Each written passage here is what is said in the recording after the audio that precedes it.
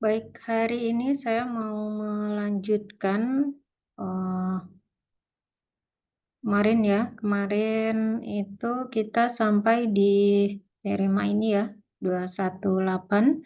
Teorema ini belum sempat kita buktikan, tapi coba kita buktikan dulu ya. Bagian A, perhatikan di situ. Eh, Jadi kalimatnya mengatakan jika A bilangan real dan A-nya bukan bilangan nol, jadi A-nya tidak nol, maka A kuadratnya lebih dari nol ya. Ya, dengan sifat trikotomi, masih ingat sifat trikotomi? Jadi kalau sifat trikotomi mengatakan kalau sembarang bilangan real itu pasti salah satu terjadi. Apakah A elemen P, ataukah A sama dengan 0, ataukah min A-nya yang ada di P. Tapi karena diketahui A-nya tidak 0, maka hanya ada dua kemungkinan. A-nya elemen P atau min A-nya yang ada di P. Nah, sekarang andaikan A-nya elemen P, begitu ya. Maka dengan 215 bagian 2, 215 bagian 2, yang mana? Oke, ini ya.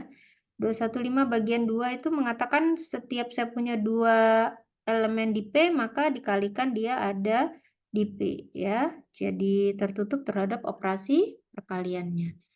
Jadi berdasarkan 215 bagian 2, maka A kali A itu bisa saya nyatakan sebagai A kuadrat ini adalah ada di dalam P ya. Oke, berdasarkan 2152. Kemudian karena min A, oke, berarti ini A kuadrat elemen P. Kalau A-nya elemen P, berarti A kuadratnya elemen P. Berarti apa teman-teman? A kuadrat elemen P berarti sama saja mengatakan A kuadrat lebih dari 0. Oke. Kemudian sekarang yang kemungkinan kedua yang min A elemen P, tadi kan yang kemungkinan yang pertama adalah A-nya elemen P.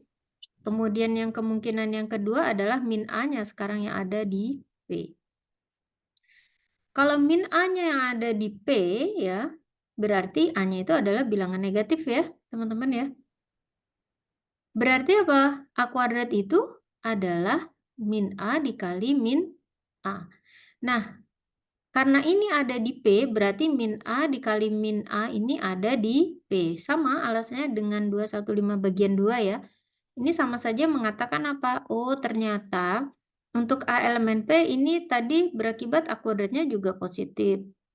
Min A-nya juga, min A dikuadratkan atau A kuadrat juga ada di P, A kuadrat aja ya. Maka A kuadrat juga lebih dari 0. Jadi pernyataan yang A benar. Jadi teman-teman kita selama ini kan selalu menganggap kenapa ya kok kalau setiap bilangan real sembarang mau negatif mau positif kalau dikuadratkan tuh pasti dia menghasilkan suatu bilangan positif gitu kan ya. Nah ini salah satu buktinya bahwa benar sembarang bilangan real kalau dikuadratkan jadi bilangan yang tidak nol itu selalu bernilai positif. Oke, kemudian dengan sifat ini kita bisa dengan yakin mengklaim bahwa benar loh, 1 itu lebih besar dari 0. Itu ya. Oke, gimana caranya? Karena satu bilangan real berarti 1 kuadrat itu lebih dari 0. 1 kuadrat itu kan sama dengan 1 kali 1 sama dengan 1. Berarti benar loh 1 itu lebih dari 0. Oke, kemudian yang C ini pakai induksi ya. Silakan nanti dicoba. Jadi anggap untuk N sama dengan 1 benar dan seterusnya ya. Nanti misalkan untuk K benar akan ditunjukkan untuk K plus 1 juga benar. Kenapa? Pakai 215i. Mudah ya ini ya. Oke, baik saya lanjutkan. Sekarang ini ada sifat yang penting. Sifat ini akan kita gunakan nanti di belakang, terutama ketika membuktikan sifat-sifat barisan, sifat-sifat limit fungsi, bahkan ya sering ya kita gunakan ini. Sifatnya mengatakan jika A sembarang bilangan real, kemudian berlaku A itu bilangan yang selalu lebih dari atau sama dengan 0 dan kurang dari epsilon, maka A-nya sama dengan 0. Oke. Oke, kita lihat buktinya di situ ya. Ini sudah ada buktinya sebenarnya ya. Nah, kita akan menunjukkan bahwa A-nya itu sama dengan 0. Saya andaikan kebalikannya, contrary. Andaikan sebaliknya. Andaikan sebaliknya. Apa maksudnya? Andaikan A-nya itu tidak sama dengan 0. Oke. Kalau A-nya tidak 0, berarti apa? Berarti A itu lebih dari 0 atau A kurang dari 0. Tetapi di sini dikatakan bahwa A itu lebih dari atau sama dengan 0. Karena A tidak 0, berarti A itu lebih dari 0. Berarti A adalah suatu bilangan positif. Nah, selanjutnya saya diambil setengahnya A. Positif ya, teman-teman ya. Ini lebih dari 0. Saya kasih nama epsilon 0 gitu loh. Ini maksudnya. Ya. Saya ambil bilangan setengahnya A, maka dia positif karena A-nya positif, dikalikan setengah adalah bilangan positif, maka dia positif. Saya kasih nama epsilon 0. Nah, setengah A lebih dari 0, setengahnya A, A-nya bilangan positif, mungkin nggak setengah A itu lebih besar dari A? Nggak mungkin ya. Oleh karena itu, setengah A itu pasti lebih kecil dari A. Ini loh penjelasan ini ya. Oke. Nah, di sini perhatikan. Oh, kok ada suatu bilangan positif, yaitu epsilon 0, sehingga epsilon 0 itu kok kurang dari A? Ini kontradiksi dengan yang diketahui. Yang diketahui mengatakan bahwa A ini selalu lebih kecil dari setiap bilangan positif. Loh, epsilon 0 saya itu positif loh. Kok epsilon 0 kurang dari A? Oh, ini namanya suatu kontradiksi. Oleh karena itu, pengandaian salah dan harus diingkar. Jadi, oke, di sini saya tuliskan bahwa hal ini kontradiksi dengan hipotesa yang mengatakan bahwa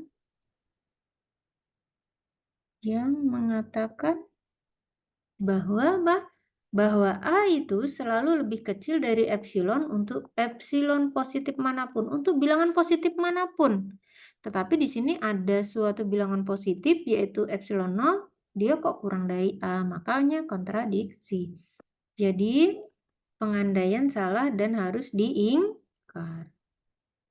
Pengandaian salah dan harus diingkar. Oke, yang benar adalah apa? A sama dengan 0. Baik, itu untuk sifat yang lainnya, silakan Anda coba sendiri ya, teman-teman ya. Oke, silakan kalau ada yang ingin ditanyakan. Saya lanjut ke nilai mutlak ya, teman-teman ya.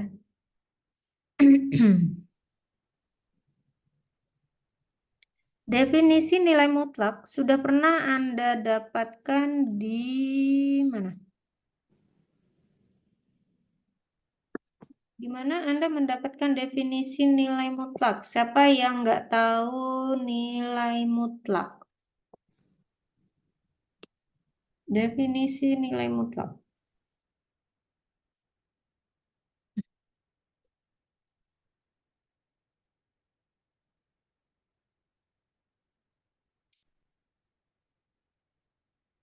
Oke, itu betul. Baik, itu definisi. Kita masuk ke nilai mutlak ya, teman-teman. Itu definisinya, masih ingat?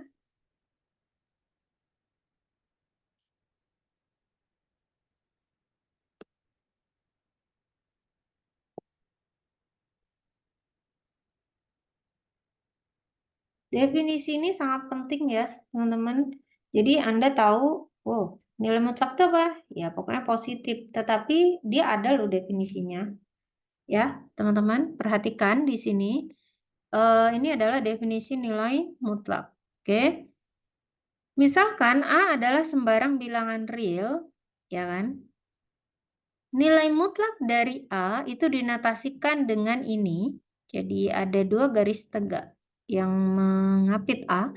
Itu didefinisikan dengan ini nilai mutlak A, dia akan bernilai sama dengan A itu sendiri kalau A-nya ini lebih dari 0. Jadi kalau A-nya bilangan positif, nilai mutlaknya sama dengan dirinya sendiri. Tetapi kalau A-nya itu sama dengan 0, maka nilai mutlak 0 sama dengan A. Sama dengan 0. Kemudian dia akan bernilai sama dengan min A apabila A-nya kurang dari 0. Jadi kalau A-nya bilangan negatif, maka mutlaknya, misalkan A-nya negatif, misalkan A, ini ilustrasi saja teman-teman ya, bukan bukti. Sekali lagi, ini karena ini definisi, supaya Anda lebih paham gitu. Saya ambil A-nya 1. Oh, A saya positif kan teman-teman? Berarti nilai mutlak A saya berapa? Oh, nilai mutlak 1. Berarti sama dengan yang mana? Yang ini ya, yang pertama. Berarti 1. Sekarang kalau A saya negatif, katakan min 2. Ini negatif ya, A saya. Berarti pakai yang mana? Oh, pakai yang ini. Gitu kan? Oh, berarti nilai mutlak A saya itu nilainya sama dengan nilai mutlak min 2. Itu nilainya itu sama dengan berapa? Minus dari min 2. Min kali min ini menjadi sama dengan 2. Nah, inilah kenapa Anda selalu mengatakan bahwa ya kalau dia negatif dimutlakkan saja, bukan dimutlakkan ya, bahwa dari definisi nilai mutlak itu selalu bernilai positif. Oke, baik, semoga bisa dipahami itu definisi nilai mutlak. Ada beberapa buku yang menggabungkan pernyataan yang ke-1 dan kedua. Jadi mutlaknya A ini sama dengan A, ini jika A-nya lebih dari atau sama dengan 0. Karena sama aja ya. Kemudian ini sama dengan min A kalau A-nya kurang dari 0. Oke, seperti itu. Baik, teman-teman, kita lanjut ke teorema atau sifat pertama dari sifat nilai mutlak. Ini yang sudah sering kita gunakan. Bahkan kemarin di kalkulus multivariabel kita pakai ya. Perhatikan. Yang pertama, mengatakan bahwa untuk sembarang bilangan real berapapun nilainya, mutlak dari A kali B itu sama dengan mutlak A dikali mutlak B. Oke. Kemudian yang kedua, mutlak dari A dikuadratkan itu sama dengan A kuadrat. Kemudian yang ketiga, kalau saya punya bilangan C yang non-negatif, maka mutlak A pasti kurang dari sama dengan C jika dan hanya jika min C kurang dari sama dengan A kurang dari sama dengan C. Ini juga sering Anda pakai ya nih. Ini nanti bakal kita gunakan ya. Yang ini sama ya nanti ya. Terutama yang bagian C ini ya teman-teman ya. Jadi kalau Anda punya suatu X kurang dari sama dengan 1 misalkan ya.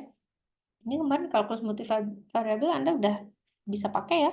Mutlak X kurang dari sama dengan 1. Oh ini tuh sama aja mengatakan dengan min 1 kurang dari sama dengan X kurang dari sama dengan 1. Ya ini hanya ilustrasi aja ya teman-teman ya. Bukan bukti ya. Sekali lagi ini hanya ilustrasi. Baik saya hapus aja lah. Nanti malah ini ya. Oke baik. Kita lihat buktinya teman-teman.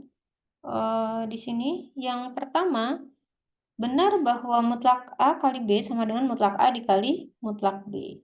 Oke, bagaimana membuktikannya? Andaikan A atau B-nya sama dengan 0, maka pernyataan ini akan bernilai sama dengan 0. Betul ya teman-teman ya? Kalau salah satu gitu ya, bernilai 0, jadi A sama dengan 0 atau B sama dengan 0. Ini angka kecil. A sama dengan 0 atau B sama dengan 0, maka gimana? Pernyataannya jadi sama dengan 0. Oke? Kenapa? 0, 0 kan ya? Nah, sekarang kita lihat 4 kasus lainnya. Artinya apa? Kalau A-nya tidak 0 sekarang, B-nya jadi diambil A-nya tidak 0, B-nya juga tidak 0. Berarti apa? Oh, berarti A saya lebih dari 0, B lebih dari 0. Ini ada dua kemungkinan ya, berarti kalau A lebih dari 0, B lebih dari 0, kemudian kalau A lebih dari 0, B-nya kurang dari 0 gimana? Yang satu lagi kalau B-nya lebih dari 0, berarti gimana? B lebih dari 0, B A lebih dari 0. Oke, ini ya.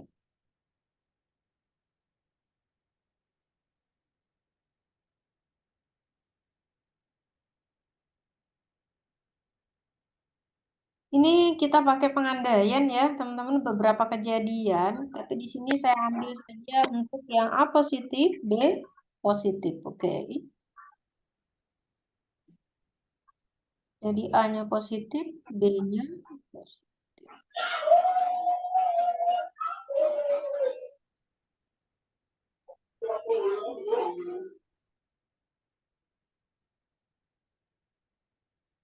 Oke, baik. Untuk A-nya positif, B-nya positif, teman-teman. Berarti A dikali B positif ya, benar ya? Oke. Jadi sekarang kalau A-nya 0 atau B-nya sama dengan 0, maka pernyataan selesai, benar gitu. Nah, sekarang kita ambil A-nya tidak 0, B-nya juga tidak 0. Oleh karena itu, saya ambil yang pertama adalah sama-sama positif. Kalau sama-sama positif, berarti dikalikan dia positif. Nah, karena A kali B itu positif, lebih dari 0, berdasarkan definisi nilai mutlak, maka mutlak A kali B sama dengan berapa? Karena ini positif, berdasarkan definisi nilai mutlak, berarti berapa? Ini ya, sama dengan A itu sendiri, sama dengan A kali B ini sendiri, karena AB lebih dari 0. Oke.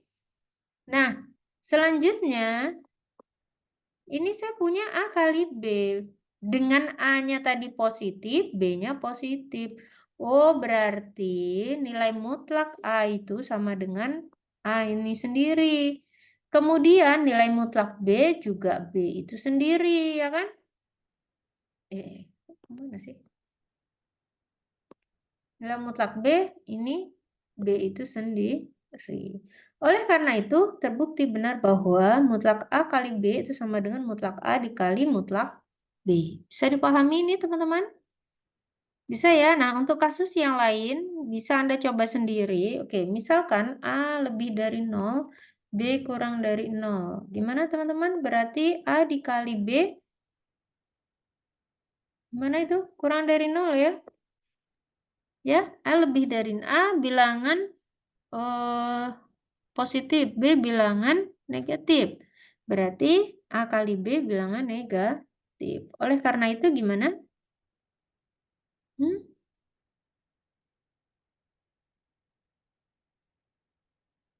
Berarti mutlak A kali B sama dengan berapa kalau A kali B-nya negatif? Kalau yang di dalam mutlak itu negatif, berarti berdasarkan definisi nilai mutlak, ini loh. Ya, sama dengan minus ya.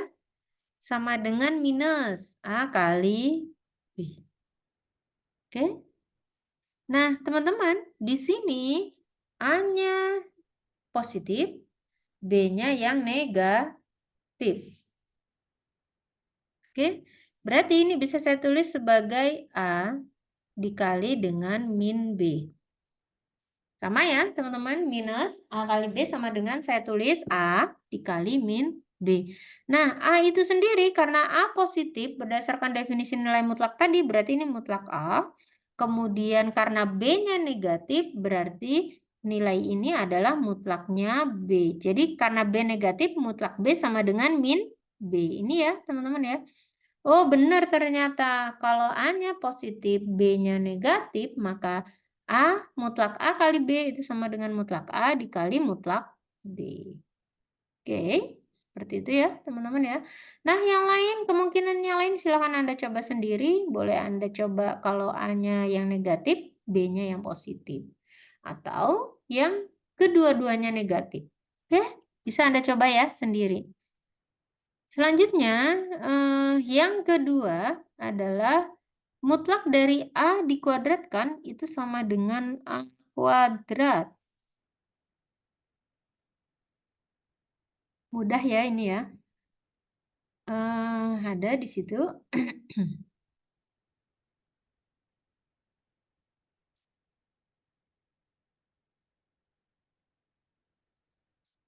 Ya, teman-teman perhatikan di sini, karena A kuadrat itu tadi katanya selalu lebih dari sama dengan 0, ya kan? Maka kita punya A kuadrat itu sama dengan mutlak dari A kuadrat itu sendiri. Betul ya? Sedangkan A kuadrat itu sama dengan A kali A, ya kan? Nah, karena A-nya, karena A kuadrat positif, dan berdasarkan sifat yang bagian A ini, oke, berarti mutlak A kali A itu sama dengan mutlak A dikali mutlak A. Ingat ya ini teman-teman berdasarkan ini dari sini. Dari situ menjadi ini gitu ya. Oh, mutlak A itu berarti sama dengan mutlak A dikuadratkan. Mutlak A dikali mutlak A sama dengan mutlak A kuadrat. Oke, mudah lah ya.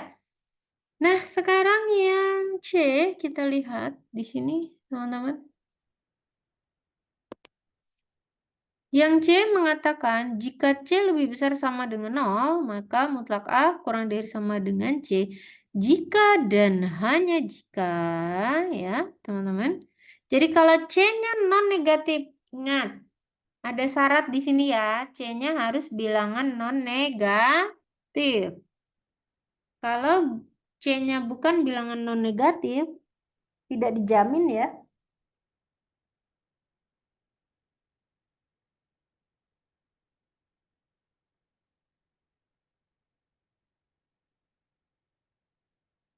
Baik. Buktinya kita lihat di situ ya. Diketahui, ini kan dua arah ya, jika dan hanya jika. Oke. Berarti gimana, teman-teman? Oke. Diketahui ini syarat perlunya dulu ya yang ke arah sana. Itu kan kalimat jika dan hanya jika ya. Ini kan harusnya dua arah gini toh, kanan kiri. Nah, karena A kuadrat lebih dari atau sama dengan 0, ya kan? Sorry. Yang C kok ya. Yang C. Diketahui mutlak A kurang dari sama dengan C akan dibuktikan ini. Oke. Ya, sebenarnya sudah jelas ya.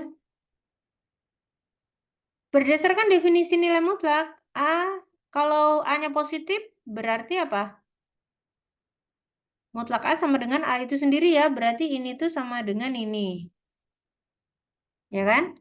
Karena, kenapa? Diasumsikan A-nya positif. Oke?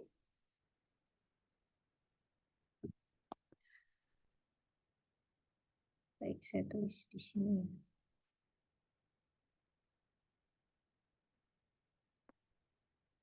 Jadi diketahui mutlak A itu kurang dari sama dengan C, akan dibuktikan min C kurang dari sama dengan A, kurang dari sama dengan C. Mutlak A kurang dari sama dengan C.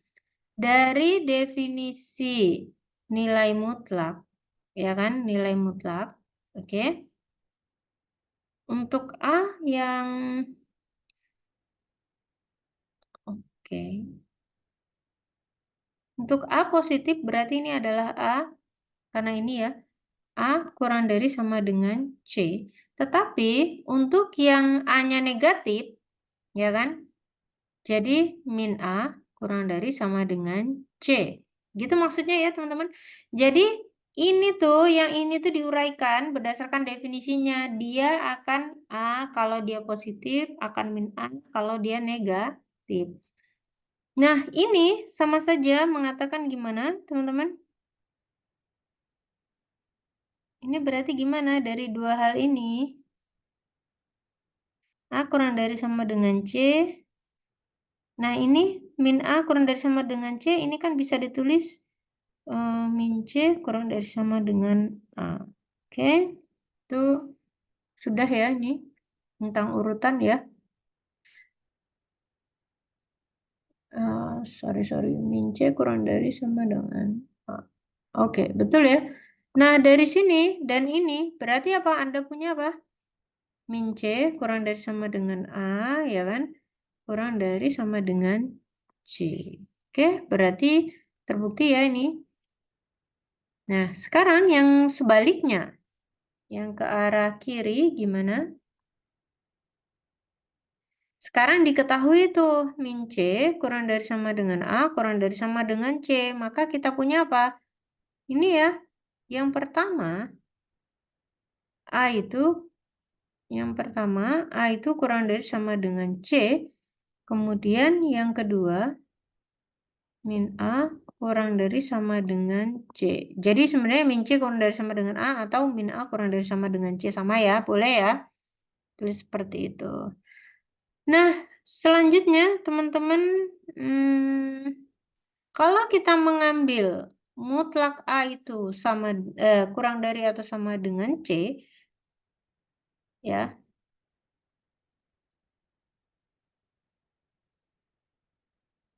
Bukan mengambil ya, ini kan jadi kan A tadi kurang dari sama dengan C.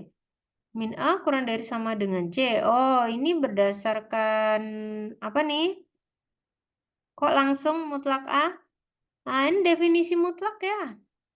Ini kan definisi mutlak. Ya kan? A kurang dari sama dengan C, min A juga kurang dari sama dengan C. Oh, itu adalah mutlak A ya. Yang kurang dari sama dengan C. Oke.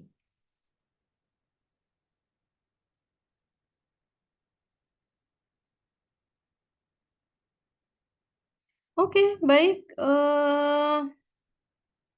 Saya rasa itu yang bagian C. Sekarang yang bagian D, teman-teman. Kenapa kok ini? Minus mutlak A kurang dari sama dengan A kurang dari sama dengan mutlak A. Oke, ini nanti dipakai dalam membuktikan ketaksamaan segitiga ya, teman-teman.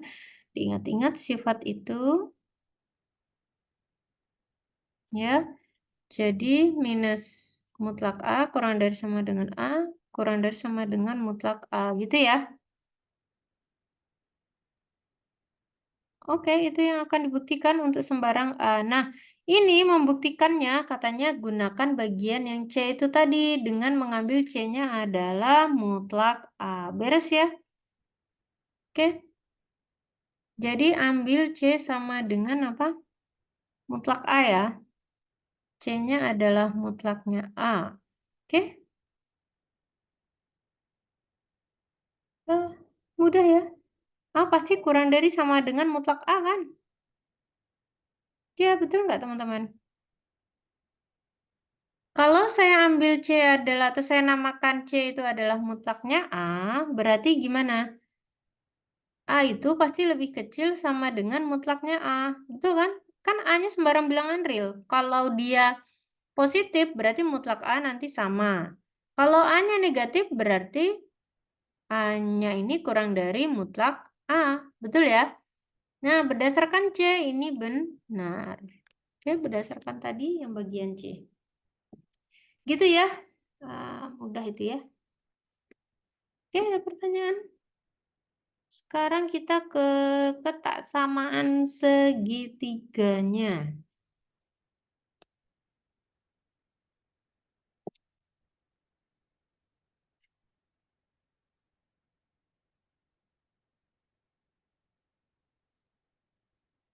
Oke, ini ketaksamaan segitiganya, teman-teman.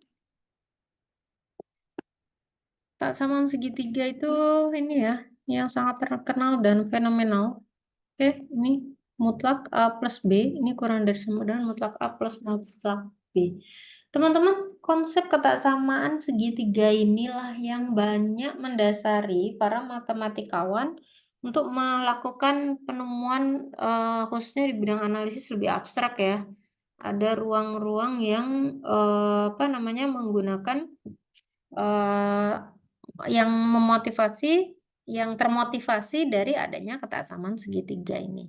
Nah, ini buktinya sebenarnya dari yang barusan yang terakhir kita buktikan tadi bahwa ini ya minus mutlak A itu kurang dari sama dengan A, kurang dari sama dengan mutlak A. Nah, pakai itu sekarang untuk sembarang AB bilangan real ya, untuk AB sembarang bilangan real maka pasti berlaku ini dan ini. Betul ya?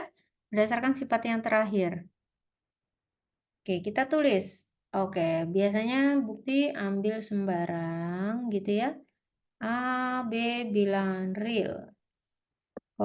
Kemudian berdasarkan teorema 2 bagian D, diperoleh minus, bisa dikurung ya, diperoleh minus mutlak A dan minus mutlak B kurang dari sama dengan B, kurang dari sama dengan mutlak B. Nah, ini masing-masing ruas, kalau saya jumlahkan, teman-teman, sekali lagi, ruas kiri, ruas kanan, ruas tengah, itu kalau saya jumlahkan, akan menjadi gimana? Minus mutlak A ditambah mutlak B, ya kan? Kan min A ditambah min B. Minnya dikeluarin sama ya. Ini tetap berlaku kurang dari sama dengan A plus B kurang dari sama dengan mutlak A ditambah dengan mutlak B. Oke? Nah, di sini kelihatan ya pakai bagian yang C tadi. Yang C tadi mengatakan apa?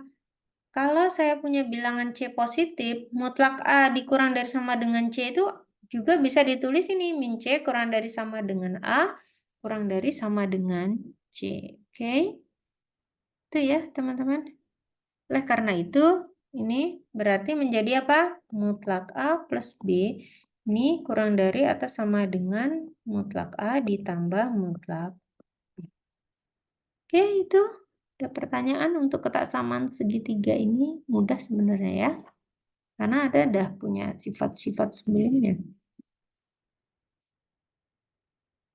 Untuk sifat-sifat yang lainnya bisa Anda pelajari sendiri ya teman-teman. Tapi ini perlu diingat-ingat, ini tuh sifat bukan definisi, bukan lemma, bukan aksioma. Jadi yang ini harus tetap dibuktikan. Oke, itu jadi dia mengatakan bahwa mutlak dari mutlak A min mutlak B itu kurang dari sama dengan mutlak dari A min B. Sedangkan mutlak A min B itu kurang dari sama dengan mutlak A ditambah mutlak B. Oke, silakan nanti Anda cek sendiri ya, teman-teman ya, buktinya ya. Kemudian di sini berlaku juga untuk berhingga. Sekali lagi di sini untuk berhingga bilangan-bilangan real ya. Dari A1, A2 sampai AN. Untuk sifat ketaksamaan segitiganya itu tadi, kalau ini kan tadi hanya 2 ya, hanya A plus B gitu kan ya. Ini hanya 2 bilangan. Kalau bagaimana kalau sebanyak N di Rn gimana gitu kan ya. Nah, ternyata itu juga berlaku. Berlaku ya.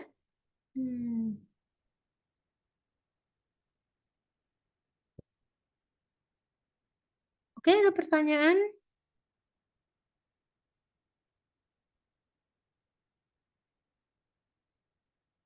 Ya, untuk contoh yang lain silakan Anda coba sendiri ya. Di situ sudah ada penjelasannya. Silakan nanti dilihat, kemudian mencari suatu penyelesaian dari suatu ketaksamaan. Nah, ini kita lihat ya. Tapi ini sebenarnya pasti Anda udah pernah dapat ya.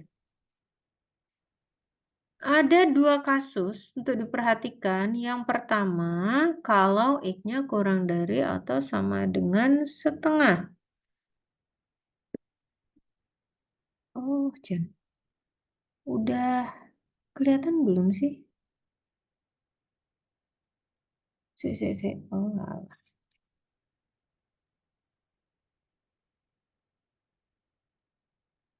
Bentar ya.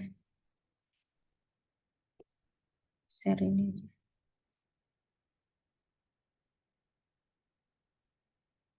Baik, teman-teman, ini sudah nampak ya. Oke, nanti Anda lihat solusi dari ketaksamaan ini ya adalah X antara 0 sampai 2. Jadi yang pertama, bagaimana kalau ini kurang dari sama dengan 0 gitu kan? Kalau yang di dalam nilai mutlak ini sama dengan 0 gimana? Oh, berarti X-nya kurang dari sama dengan setengah. Maka ini sama dengan apa? Jadi teman-teman ini tuh dari mana? Oh, ini nggak bisa itu ya. Sebentar saya bawa ke ini aja.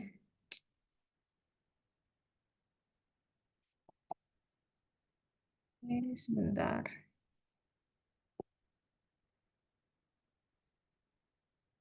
Yang corollary 224 silakan dicoba sendiri ya, teman-teman ya. Silakan yang lainnya tadi silakan dicoba sendiri, mudah ya ini. Oke, yang ini kita lanjutkan. Sekarang kita diminta untuk mencari solusi dari ketaksamaan ini. Nyari X-nya berapa yang memenuhi hukum itu gitu maksudnya ya. Nyari himpunan penyelesaian X, berapakah X, sehingga nanti kalau X-nya itu, nilai-nilai X-nya itu disubstitusi ke 2X-1, dia akan kurang dari sama dengan X plus 1. Gitu ya maksudnya ya teman-teman. Nah sekarang, perhatikan, kalau X 2X-1-nya negatif, kurang dari atau sama dengan 0. Ya, berarti gimana? Berarti 2X, apa kemarin? Ada inverse dan seterusnya ya, dioperasikan sehingga ini kurang dari sama dengan 1. Sehingga Anda punya berarti apa? X itu kurang dari sama dengan setengah. Nah, makanya ini loh. Jika X kurang dari sama dengan setengah, tapi sebenarnya dia tuh mau menguraikan definisi nilai mutlak tadi. Kalau A-nya negatif, maka mutlak A sama dengan berapa? Minus, ya kan? Mutlak A sama dengan minus 2A. Minus A. Apa? Sama dengan minus A. Oke. Nah, kalau A-nya positif, maka ini aja deh. Kalau A-nya positif, berarti mutlak A itu sama dengan A. Gitu ya. Nah, ini. Nah, sekarang kalau yang ini, yang di dalam mutlak itu negatif, berarti X-nya kurang dari sama dengan setengah. Gitu ya. Nah, untuk X yang kurang dari sama dengan setengah, berarti gimana? Oh, berarti mutlak dari 2X min 1. Tadi kan kalau dia negatif, berdasarkan definisi nilai mutlak, berarti minus 2X min 1. Itu sama dengan berapa itu? Min 2X plus 1. Oke, ini ya. Dan ketaksamaannya jadi gimana ini? Ketasamaan ini jadi gimana? Oh, berarti min 2X plus 1 kurang dari sama dengan X plus 1. Oke. Nah, di sini X-nya lebih dari sama dengan 0 ya. X-nya lebih dari sama dengan 0. Tahu nggak kenapa teman-teman? Wah, tidak kelihatan. Waduh.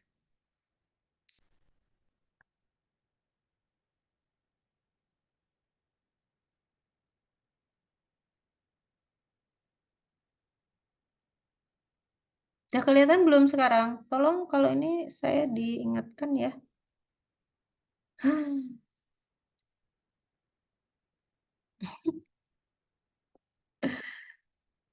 Gimana ini? Oke, saya ulang ya, teman-teman. Sudah kelihatan sekarang note saya?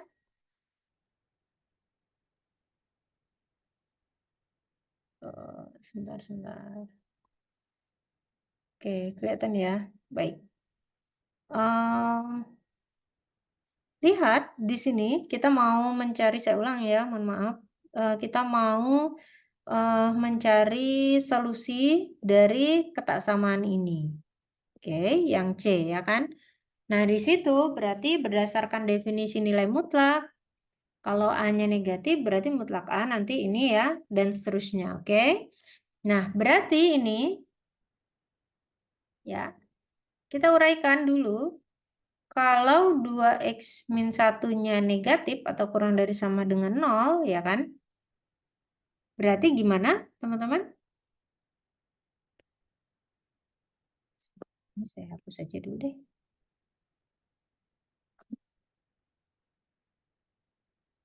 Oke, penulisannya saya mengikuti definisi nilai mutlak aja ya.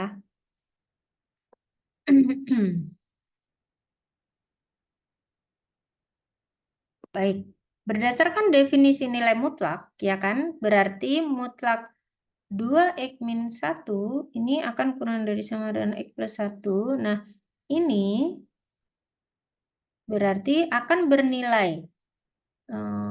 Ini dia maunya mulai dari negatif ya. Berarti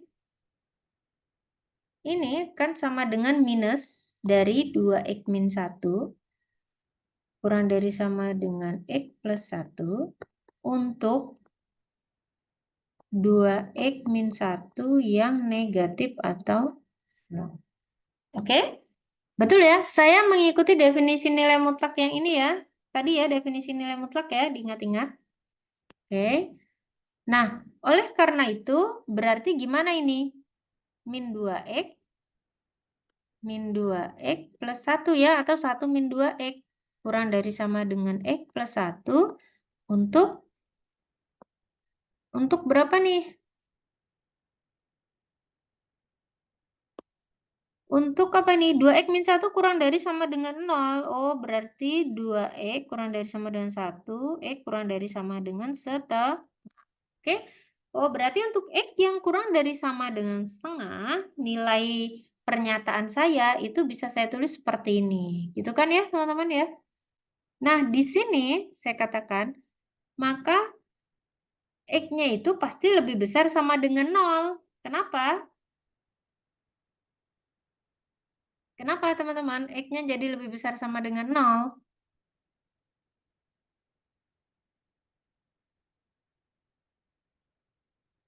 Gimana? Perhatikan ruas kiri 1 min 2x kurang dari sama dengan x plus 1. Tuh.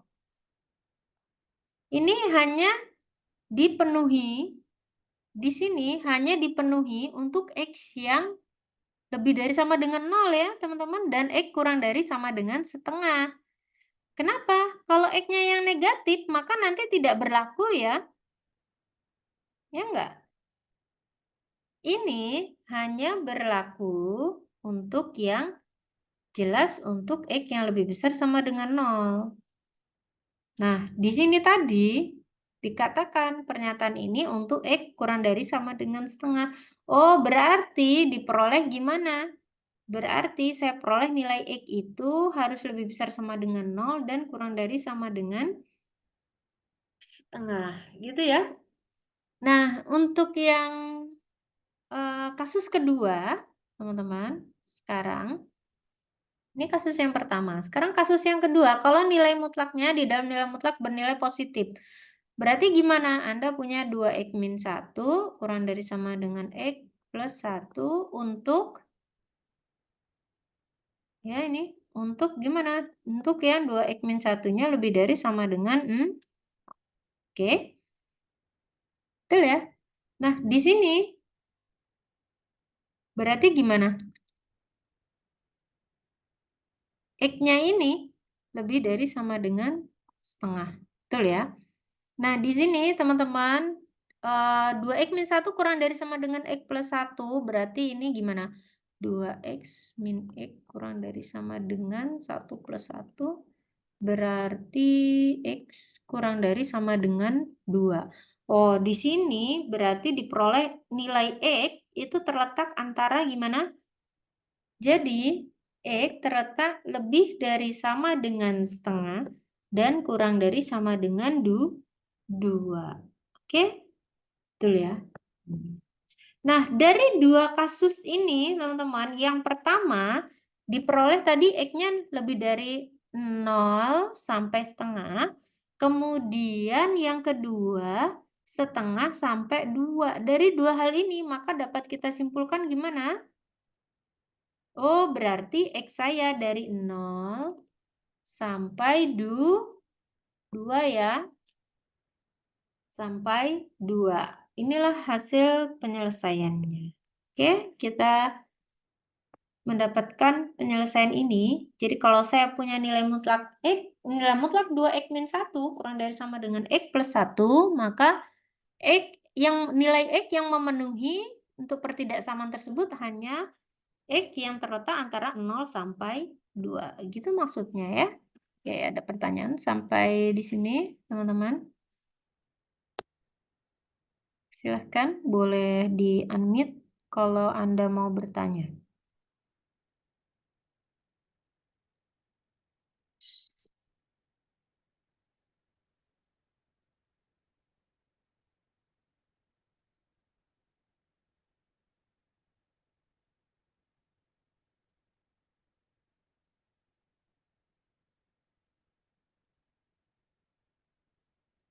Oke, untuk yang contoh-contoh yang lain bisa Anda coba ya, ada di buku Bartel tersebut. Sekarang saya ke garis real. Oke.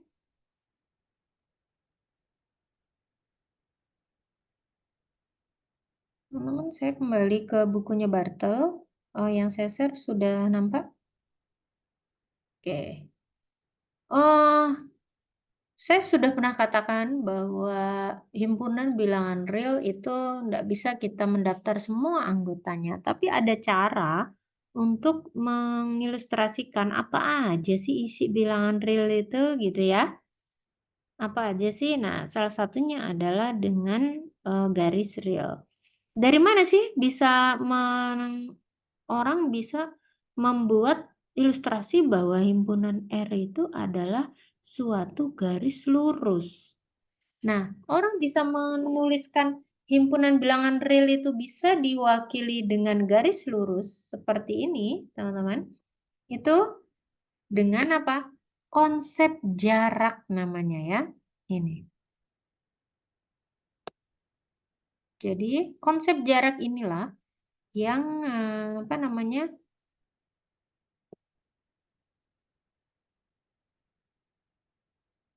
Oke, sebentar. Ini bawa ke note aja deh.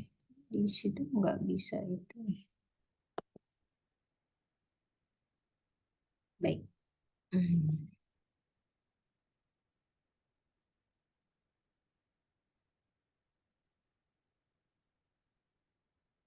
Oke.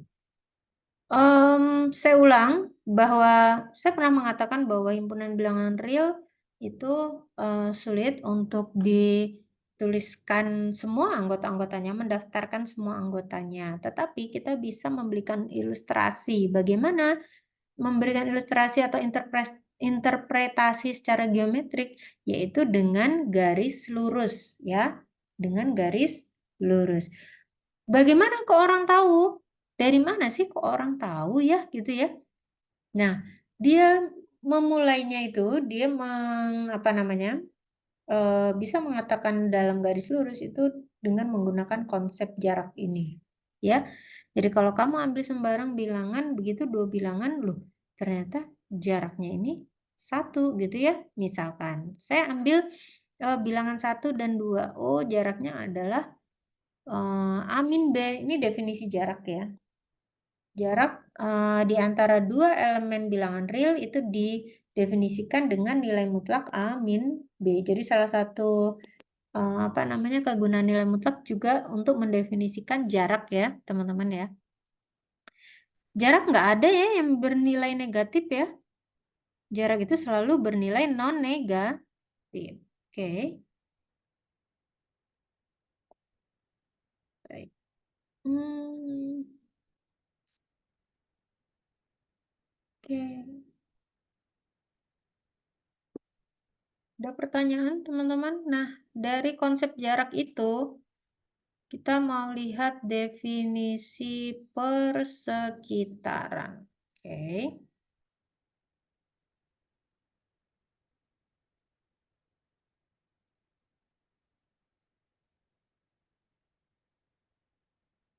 Oke, teman-teman, kayaknya nanti saya mau break, tapi nanggung sih, tinggal dikit lagi. Sebentar ya, semoga cukup waktunya. Perhatikan di sini saya punya definisi. Tadi saya ulang bahwa definisi jarak atau distance di bilangan real, jarak antara setiap dua bilangan real yang berbeda dinotasikan dengan nilai mutlak A min B. Oke. Nah, sekarang kita mau mendefinisikan namanya persekitaran ya, teman-teman. Persekitaran. Oke. Ya. Neighborhood atau persekitaran. Oke. Persekitaran di titik A, oke. Persekitaran di titik A dengan jari-jari epsilon positif.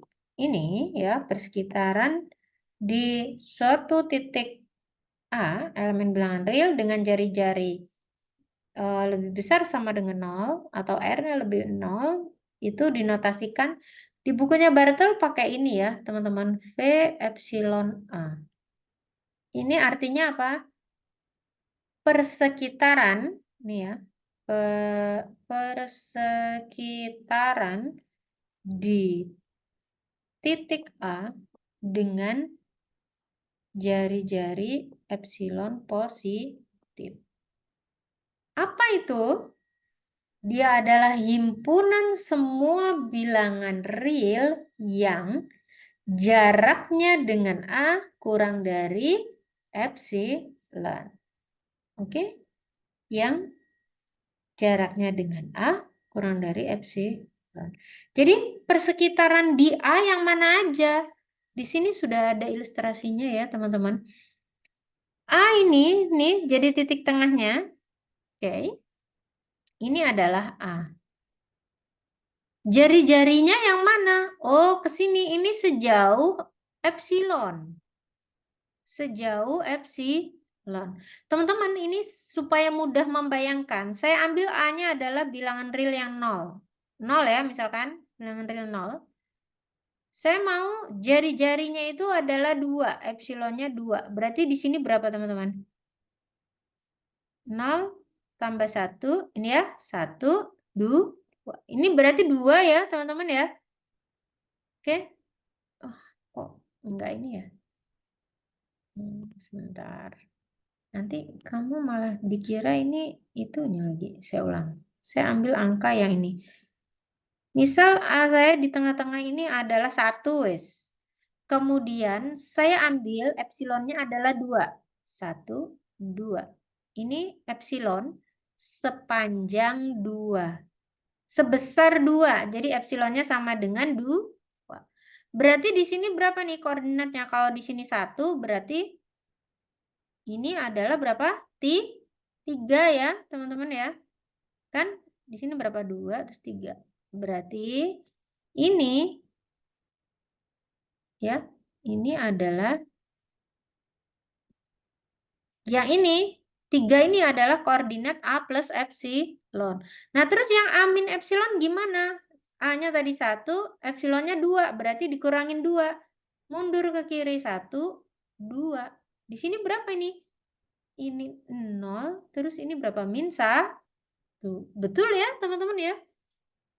Perhatikan di sini katanya kalau persekitaran di A, pusatnya di A, jari-jari epsilon, berarti ini tuh bisa saya tulis sebagai interval terbuka A min epsilon sampai A plus epsilon.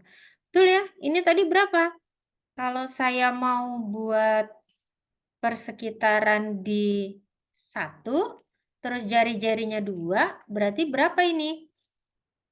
Dari berapa? 1 min 2, 1 plus 2. Berarti sama dengan berapa? Min 1,3. Oh, berarti anggota persekitaran di pusatnya 1, jari-jarinya 2 adalah apa? Bilangan-bilangan real yang terletak antara -1 sampai 3.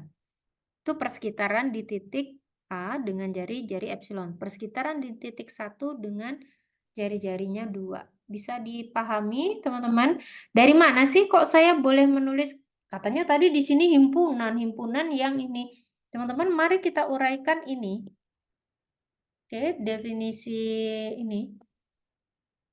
Definisi persekitaran. Lihat, ini adalah berarti apa? Himpunan X elemen R dengan syarat mutlak X min A itu tadi berdasarkan sifat nilai mutlak. Berarti apa? Min epsilon kurang dari X min A kurang dari epsilon. Betul ya? Oke. Nah, semua ruas saya tambah A. Berarti gimana? A min epsilon kurang dari E kurang dari A plus epsilon. Oh, berarti ini ditulis ulang. Sama dengan, ya kan?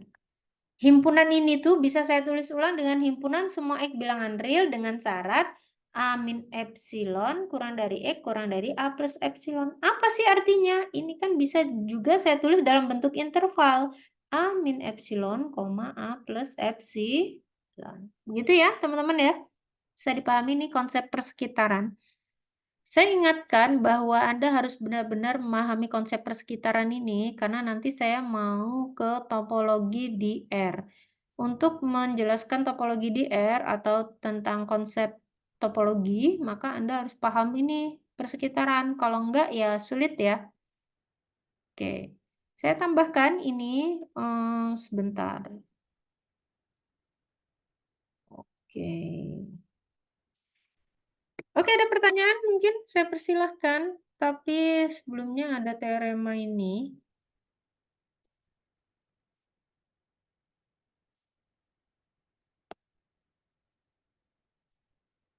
Satu teorema ya. Teorema ini mengatakan bahwa kalau A sembarang bilangan real, X itu adalah anggota persekitaran ini untuk setiap epsilon positif, maka X pasti sama dengan A. Apa sih maksudnya, teman-teman? Jadi ya, ini maksudnya gini. Kalau diketahui, kalau saya punya X, itu anggota persekitarannya A, berapapun jari-jarinya, ya kan, untuk setiap epsilon. Jadi kalau X selalu ada di dalam persekitarannya A, mau berapapun jari-jarinya yang dibuat, maka X-nya pasti sama dengan A itu sendiri. Artinya apa? Bilangan yang selalu ada di dalam suatu persekitaran itu hanya titik pusatnya untuk sembarang jari-jari. Gitu loh. Jadi kayak tadi ya, kamu mau buat persekitaran, misal ini ya, mohon maaf, anggap dia lurus ya, anggap garis lurus. Misal ini pusatnya A. Kamu mau buat epsilonnya kecil sekali, agak besar dikit, agak besar, dikecilin banget. Yang penting ingat jari-jarinya tidak boleh 0 ya, epsilonnya lebih dari 0. Tapi dia bisa sangat kecil sekali gitu ya. Nah, bilangan X itu selalu ada di dalam persekitarannya ini.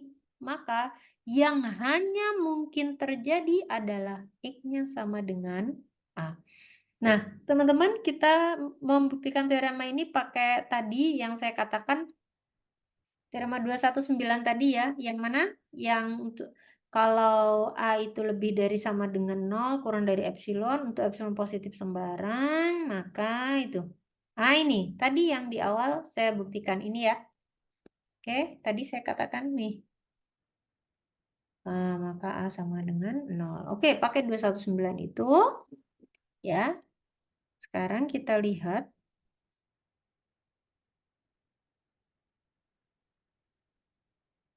Kita lihat buktinya, teman-teman. Sebenarnya sudah ada gitu ya. Oke. Karena diketahui X itu anggota persekitarannya A, ya kan? Karena X elemen persekitarannya A, teman-teman, terkadang ada buku yang menuliskan simbol atau notasi persekitaran itu dengan N epsilon A. Kadang saya sebenarnya lebih nyaman pakai N, tapi karena di buku Bartel pakai V, oke lah, pakai V ya. Tapi nanti kalau ketemu N epsilon A ini artinya sama. Itu hanya notasi ya. Oke. Saya ulang, karena diketahui X elemen persekitaran di A dengan jari-jari epsilon, untuk epsilon positif sembarang, ih, ini sih,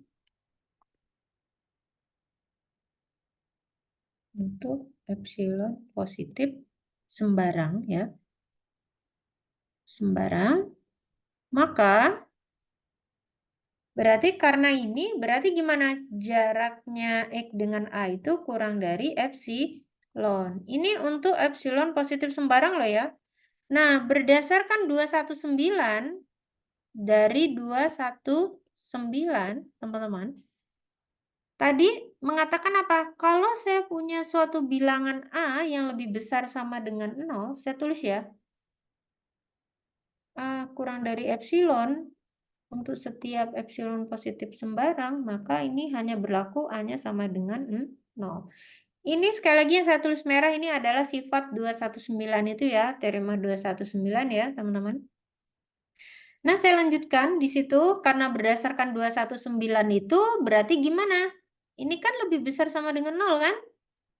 Berarti kan memenuhi 219 ini. Oh, berarti dapat disimpulkan bahwa mutlak X min A saya pasti sama dengan 0.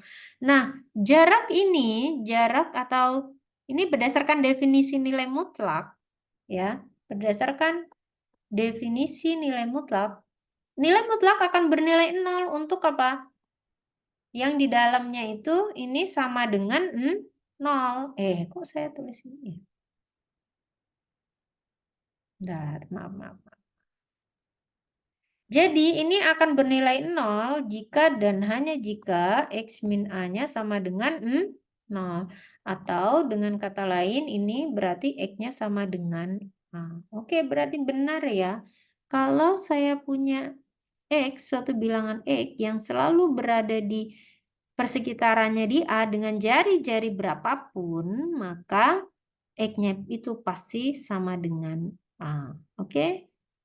Bisa dipahami sampai di sini, teman-teman? Ada yang ditanyakan? Saya persilakan.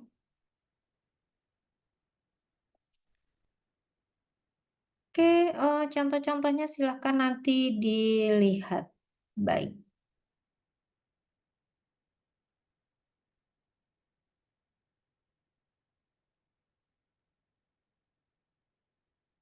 Oke, ada pertanyaan? Baik, teman-teman, saya cukupkan. Sebentar.